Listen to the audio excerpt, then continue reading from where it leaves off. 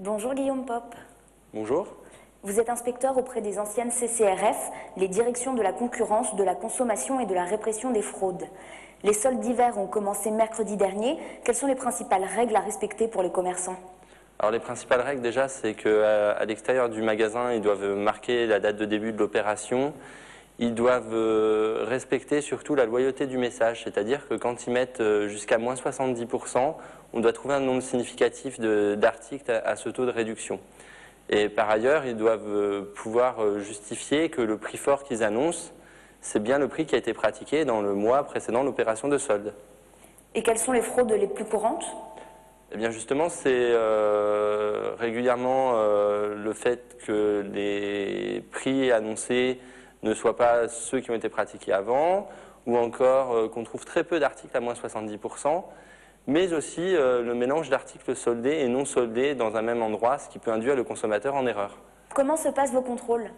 Donc les contrôles, évidemment, se présentent chez le commerçant et on lui demande tous les documents, notamment les tickets de caisse des ventes qui ont lieu un mois avant les soldes, afin de s'assurer que les rabais annoncés sont exacts. Et bien évidemment, comme tout consommateur, on vérifie qu'il n'y ait pas les mélanges entre les articles soldés et non soldés pour que tout soit clair pour les clients. Et vous en faites plus souvent pendant les soldes?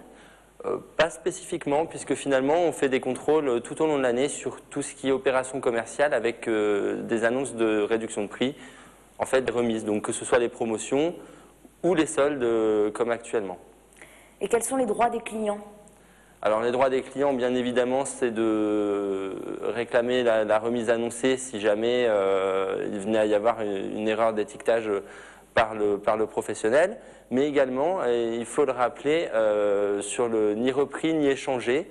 Donc d'une manière générale, quand on achète un produit, c'est comme un contrat, c'est fermé définitif, donc il n'y a pas possibilité de revenir en arrière, sauf s'il y a un vice caché. Dans ce cas-là, même s'il y a marqué ni repris ni échangé dans le magasin, le consommateur, en cas de défaut, peut exiger le retour de l'article et le remboursement.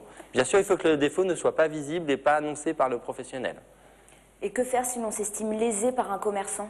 Alors si on s'estime lésé, bien évidemment, toujours le recours amiable en priorité vis-à-vis du commerçant. Et si ce type de recours n'aboutit pas, ils peuvent saisir notre service. En Lorraine, les soldes ont débuté le 2 janvier. Pourquoi?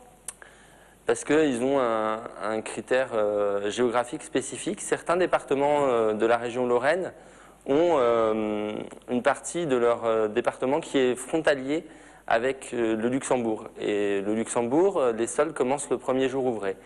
Donc au final, les départements de Lorraine se sont alignés sur le pays du Luxembourg. En revanche, en Alsace, les soldes sont libres en Allemagne et donc il n'y a pas de réglementation spécifique comme au Luxembourg. Ils peuvent faire leur solde quand ils le souhaitent. Donc il n'y avait pas de nécessité de s'aligner comme pour les départements lorrains. Depuis le 1er janvier 2009, les magasins ont droit de faire 2 semaines de soldes supplémentaires quand ils le souhaitent pendant l'année. Ces soldes flottantes ont-elles eu du succès auprès des vendeurs et des consommateurs? Alors effectivement, depuis le 1er janvier 2009, on peut faire ces 2 semaines de soldes flottants. En réalité, ce n'est pas 2 semaines de soldes supplémentaires, puisqu'au lieu de 2 fois 6 semaines, on a 2 fois 5 semaines plus 2 semaines. C'est qu'une répartition tout au long de l'année des soldes. Finalement, on a accordé des soldes saisonniers et qu'au final, les professionnels ont utilisé en demi-saison, au printemps et à l'automne. Et donc elles ont eu beaucoup de succès? Écoutez, sur le point de vue commercial, pour le moment, on n'a pas de recul. Tout ce qu'on peut dire, c'est qu'ils ont massivement déclaré chez nous, puisqu'avant de faire des soldes flottants, ils sont obligés de déclarer auprès de l'administration leur intention de le faire. Et ils l'ont fait massivement. Donc de nombreux commerçants, oui, ont procédé à ce type d'opération. Merci Guillaume Pop.